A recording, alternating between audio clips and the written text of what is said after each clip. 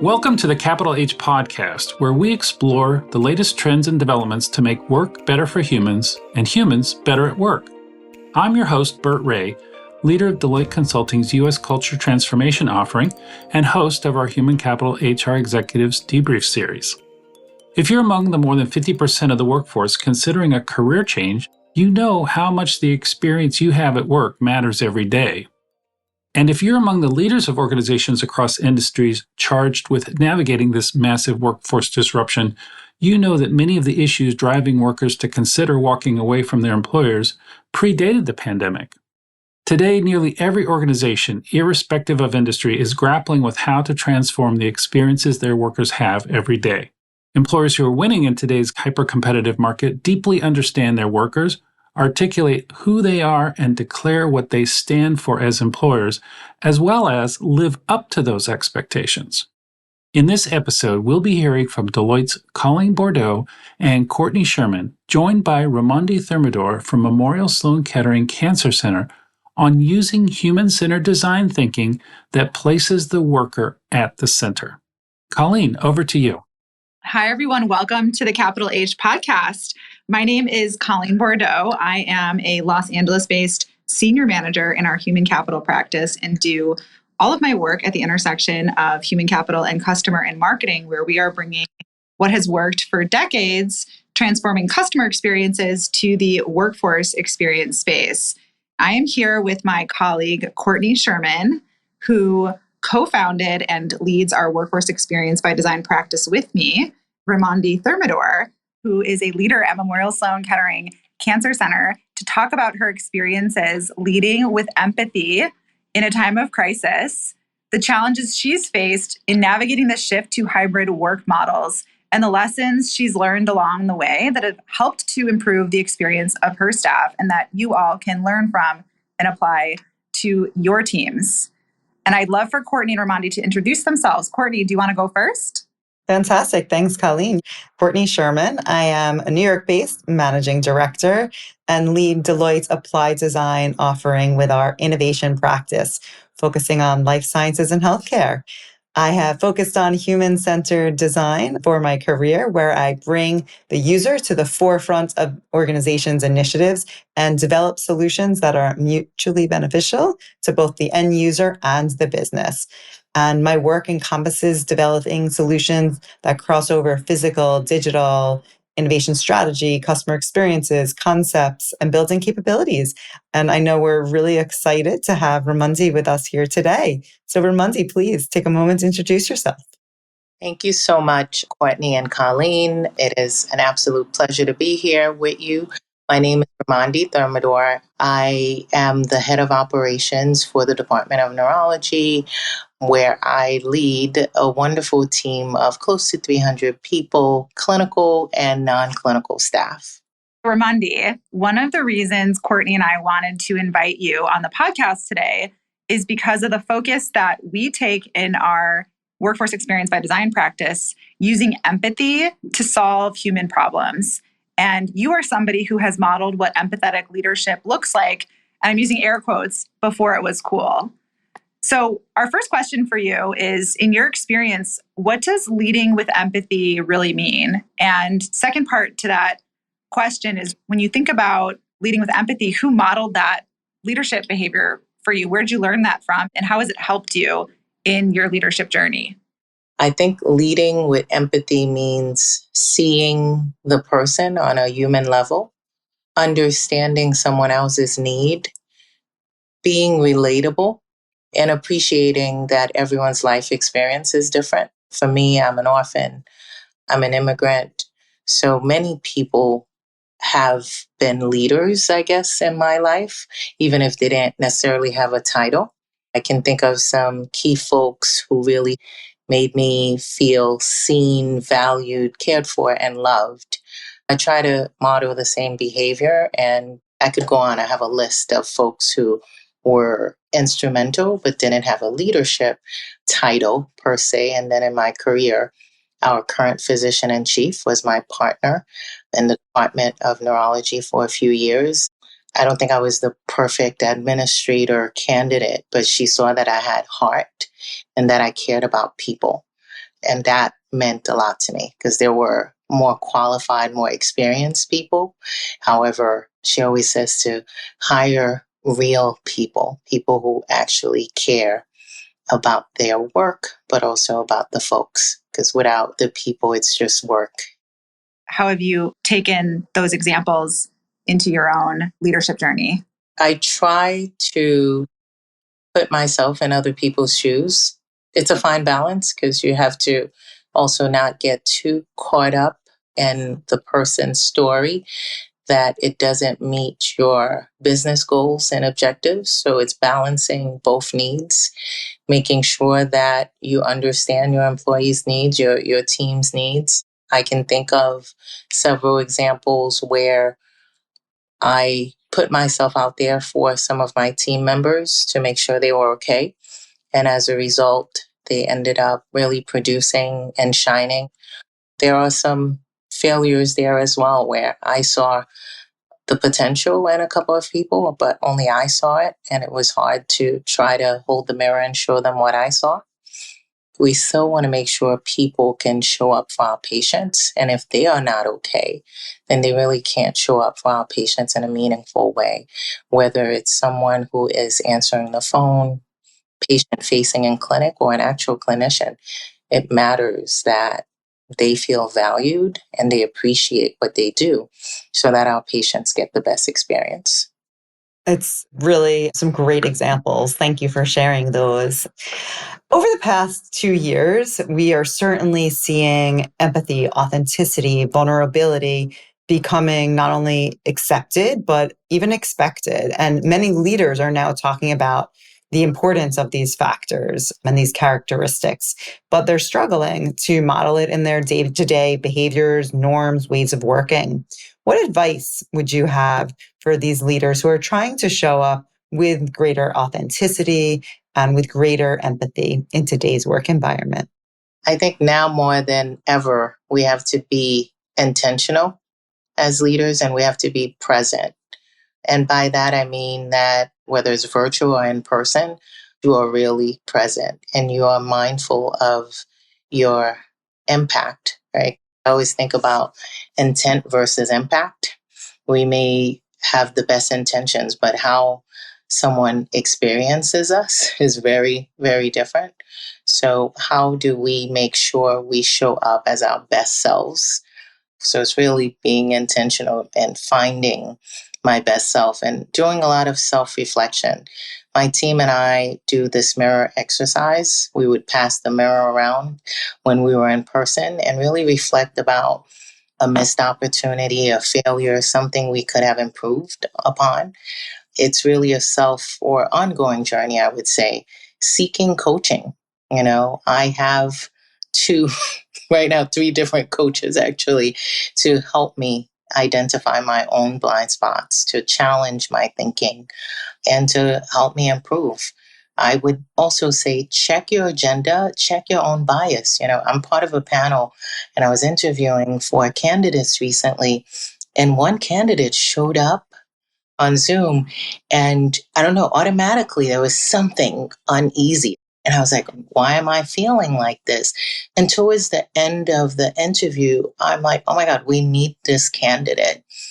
But I had to stop and ask myself, why is it that I had this reaction to this person? And funny enough, others had a similar reaction to him. But how you check your own biases is really coming together as a group and having the discussion and pushing back on, well, why? Why did you feel like that? What did this person say to trigger that emotion or that feeling? And when we ask the questions, we're able to get to the answers. And sometimes it's not what we want, but at least we are able to do the deep dive and do the work. I think being a leader, you have to practice what you preach, check your own biases because we all have them, and also have people around you to help you identify those blind spots. Love that response. Authenticity is often misconstrued as this is just the way I am, so deal with it. I think there's this perception that that's what it is, when in reality, I think this idea, and I think a lot of what you were talking about was pointing to, we all have things that we have to work on, right? There's this element of like, how do you show up with your best character, right? Those people strengths, and also the self-awareness of the scratchy parts of you that you have to work on in order to be a good colleague, a good leader, a good human being in any of the communities where you operate, which I think is a really important frame for people to keep in mind. Colleen, and to add to that, I think it's so critical to pour into yourself as a leader, right? Because we've all heard about burnout, and especially in the clinical space. As a leader, we all struggle with this, especially over the past couple of years. What are we doing to make sure we are able to show up as our best selves and, put your own mask on first before you can help others? It is critical that you take time off, that you set some boundaries as well, and you recharge. At work, I was telling my team to do this, to take time off, to take care of themselves. And I was not practicing what I was preaching to them and encouraging them to do. And recently, I actually took time off and disconnected. And I got feedback from them that, oh my God, you didn't answer any emails. You really took off. It created the space and gave them permission to also do the same thing. And now we have recently implemented an email policy where you cannot send emails past a certain time. It's great that you think about this late at night. However, delay sending or send it to yourself, and there's a fee. We have this system in place where you're going to have to buy the team coffee or lunch or do something to then make up for the fact that you sent this late email, and it is working. I also like the small tactical things as well as, right, some of it can be really big, right? Being authentic, people bringing that side of them and feeling comfortable. But then sometimes it's small little things and tweaks. I quite like that I'm hearing a balance there. Something that you were saying too on that topic of taking care of yourself, and everyone's talking about well-being and burnout and how that is translating to like the experience that managers and leaders are having, especially. There's this tension between individual agency and like the system that you work in, right? So you may desire, see things that you need to do to take care of yourself, but work in a system that isn't modeling that. The ability to think about setting some of those boundaries, establishing some of those kind of rule sets and permission space for the team, I think is hard to do, but kind of necessary. And I love that tactic that you recommended, which frankly, I think every organization could benefit from. So I think that's a good segue to one of the greatest challenges that so many leaders are struggling with right now is navigating this shift to hybrid work and figuring out how to empathize with and support their workers who are juggling new demands at work and at home. And I'm hoping that you can share some of the roadblocks that you've encountered navigating that shift and how you overcame them. One way I could look at it is that my team went through the great resignation also before it was a thing a few years back. And we did a lot of work to listen to the pain points. And it was a multidisciplinary team, very collaborative effort. And it basically created the framework for the administrative support staff, not for the clinical team, for us to be able to send our teams home working safely. It identified the on-site needs as opposed to things that could be done remotely. And it was an opportune time because I'd say 65% of the team was new at the time of the pandemic. Not to say that it wasn't without its challenges, although we had a framework, we had to make it work. Again, giving the team permission to be themselves. I remember in the height of the pandemic being on a Zoom call, my dog jumped on my lap and I'm like, hey, this is Scott, everyone. Meet my husband, my son. He plays so many roles in my life, And then I started seeing people getting on camera, and I said, I'd love to see where you are. It's okay, this is where we are and we're working. If you want to be on camera, it's okay, because, people would put in the chat, I have my child or I have my pet. And here I was having a meeting with the team, with frontline staff, with my dog on the couch. And it was yet another opportunity. Like, this is new to all of us, and the work is still going. I think we all got to see other people's homes, their children, meet their family members. And it was what was needed at the time. We needed that bonding. We needed that community. We needed to make sure people felt connected. I think we were able to be successful because we were still engaged. We had so much to learn, and we were learning and iterating and making sure that the team understood that tomorrow, what we knew today may evolve and change tomorrow. And I think by being transparent with them that we don't have the answers, which is really, really tough for us as leaders, because we want to be the ones with all of the answers. However, that's not always the case. Ramondy, that's some really great examples around empathy and authenticity. I'd love you to share even a little more, perhaps about when you've needed to be vulnerable as a leader. How did you show up? That's a great question. You don't lead with emotion, but to recognize that it's okay to have feelings and emotions and the role that they play. I guess after the George Floyd murder, we had a series of meetings, again, lots of changes in the institution, in my department. I did get some feedback from frontline staff that they were disappointed that as a woman of color, as a Black woman, I had not acknowledged what had transpired, and that I had not checked in to see how everyone was doing, and that it was business as usual. I had to take the feedback and reflect on it and ask myself, did I even have permission to do that? I am a big advocate of EDI. Even before it was a thing, I co-started a few employee resource groups at MSK, very involved in all of those efforts. I thought I was known for that, and that's what I stood for and represented to my team. However, because I am a Black woman, the expectation was that I would at least acknowledge it in an open forum and speak to them about it. I was very much distraught at what occurred. I think the entire nation was.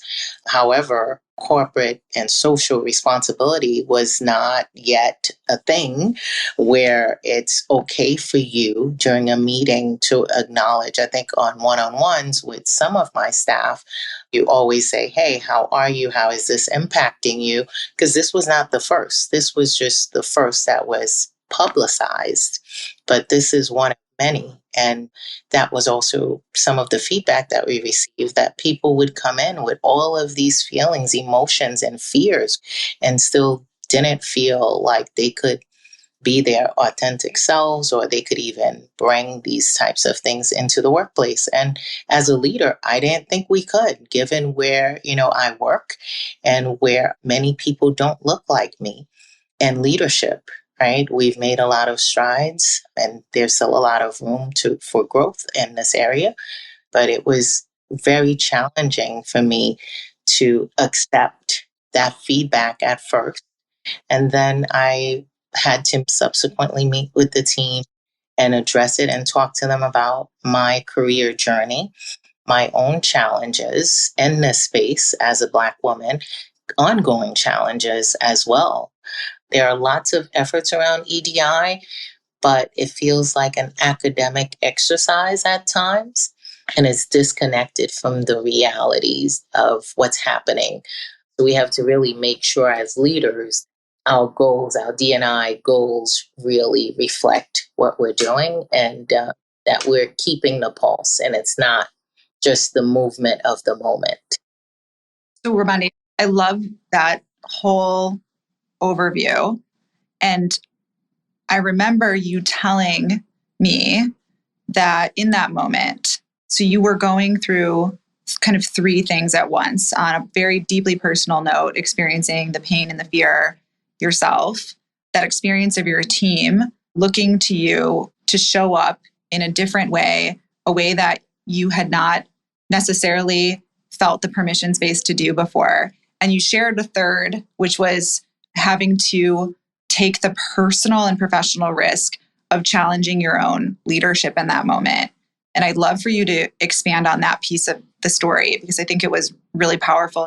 It was really difficult for me to accept that I wasn't doing enough for my team, but also personally to, one, admit my mistake to them, that I was really sorry. I had to reflect, and I was very honest with them that I took offense to it at first, because I wonder, if I wasn't a woman of color, would there be the same expectation of the leader of that area, right? And also that I always felt like I tried to diversify my area. I think we look like the UN, and that is intentional.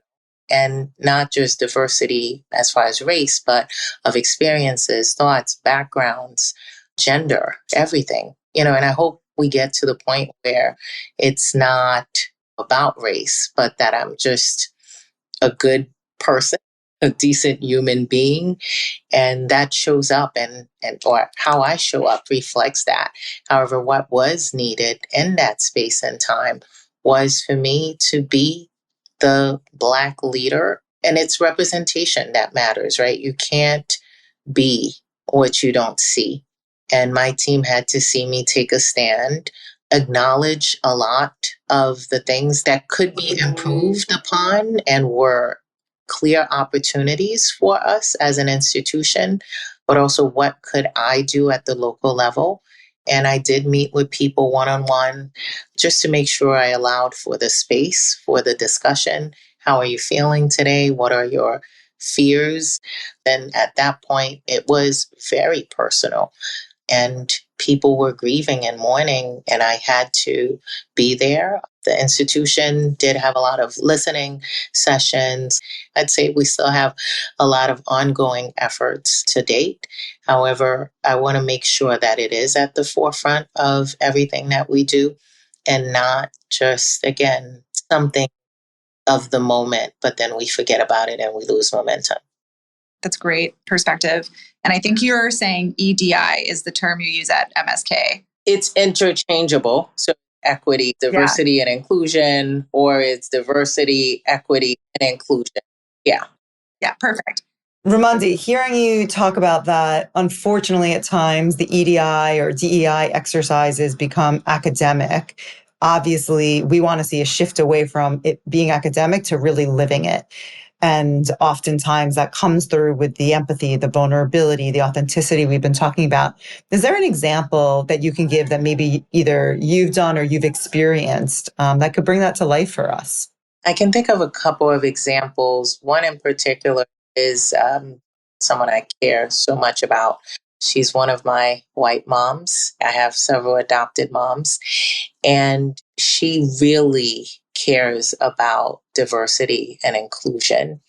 She's intentional about knowing the minority leaders in the institution, to build relationships with them or to help create opportunities. Very involved in areas that are mostly populated by underserved communities. Always makes sure that she is seen in certain meetings when it comes to that population, to show her commitment. It's not a check the box exercise, it's real. I believe she understands that she can't be everything to everyone, but tries to connect folks to make sure that you don't feel like you are the only one. Throughout my career, I think her leadership really stands out in this space as someone who saw the disparities and tried to make a difference.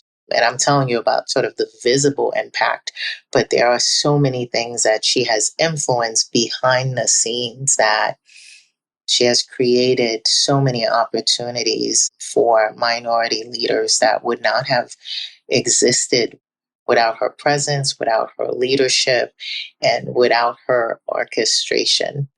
And that, I think, is when it's not about an academic exercise or to say that we stand with you, we appreciate, but there are real efforts. I love that. I think that kind of model that every leader can learn from. And something that you've shared in the past, Ramondy, that I also think kind of ties into that example you gave is really becoming more aware.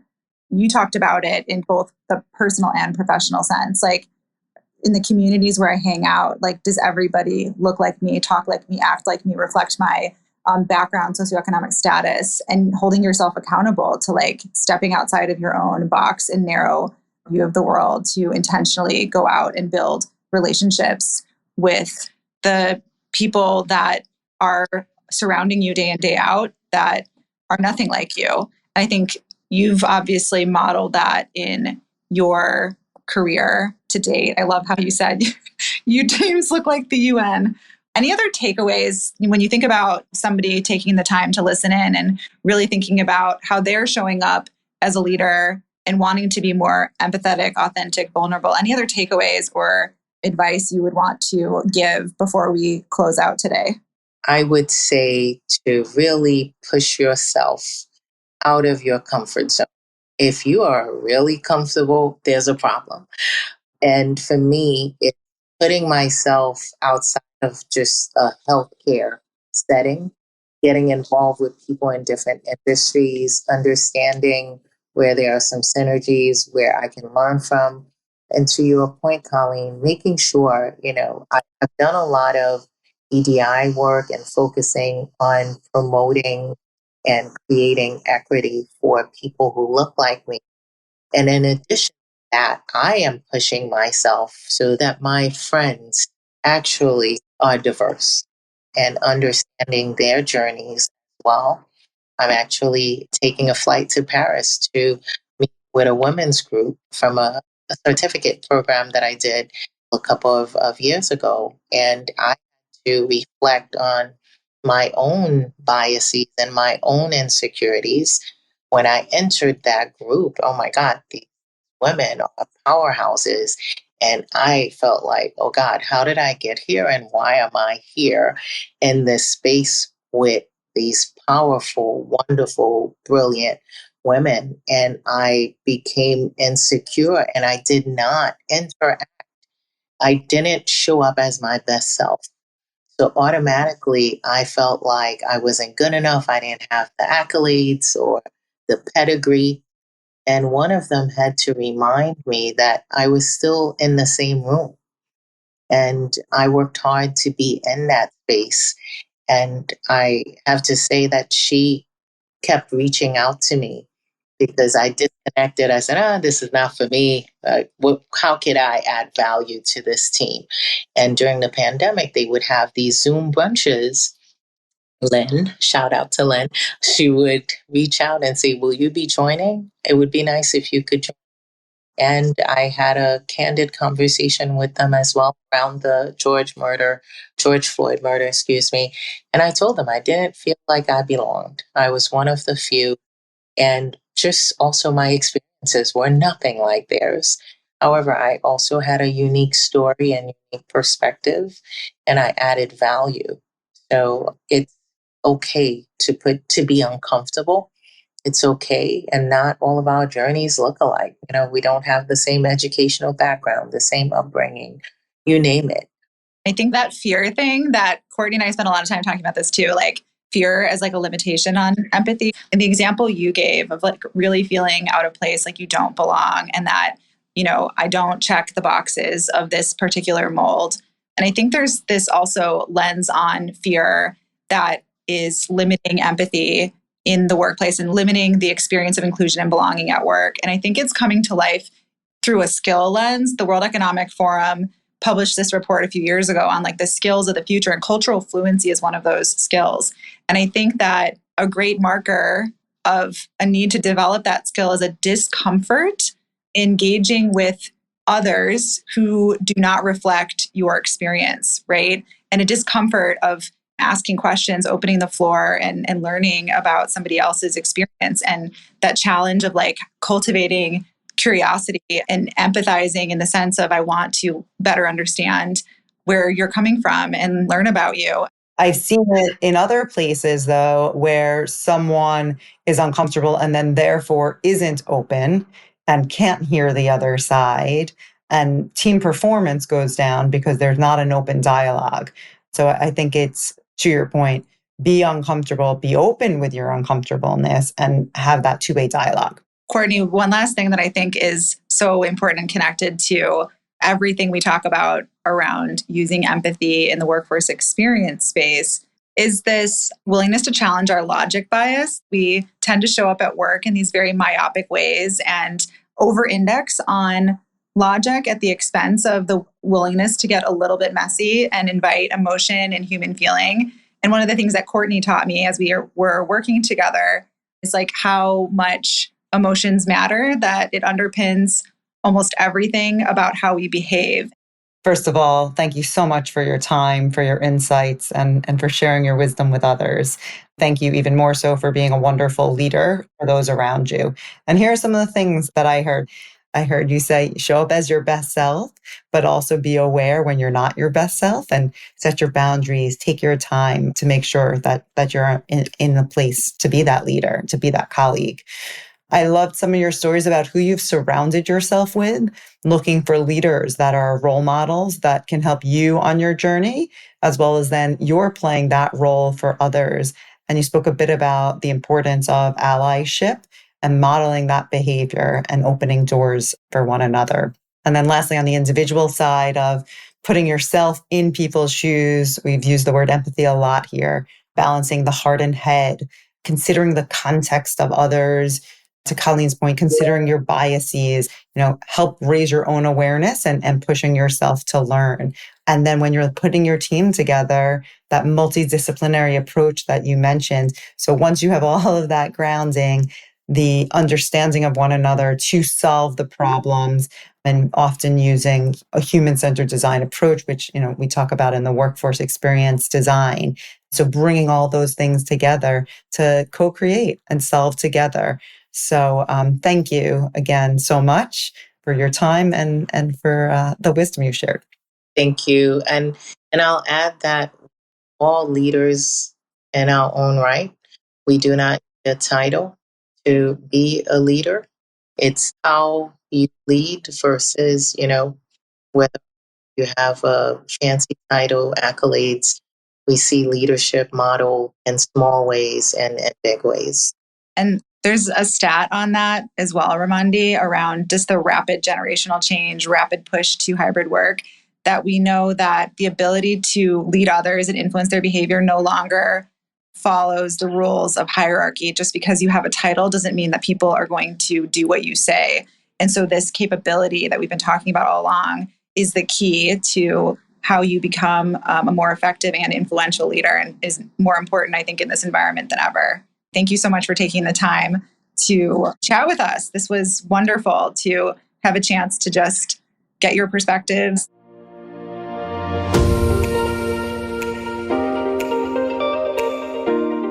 As organizations act to retain and attract talent today, it's clear that there's also an exciting opportunity to shift the way we think about the worker experience. To elevate the human experience, we start with what we all have in common, being human. By placing the worker at the center and designing experiences that resonate with the workforce, organizations can win in the market for talent. A big thanks to our guests today, Colleen Bourdeaux, Courtney Sherman, and Ramondy Thermidor. Thank you all. And thanks for listening. Be sure to stay tuned for our next episode. This podcast is produced by Deloitte. The views and opinions expressed by podcast speakers and guests are solely their own and do not reflect the opinions of Deloitte. This podcast provides general information only and is not intended to constitute advice or services of any kind. For additional information about Deloitte, go to deloitte.com/about.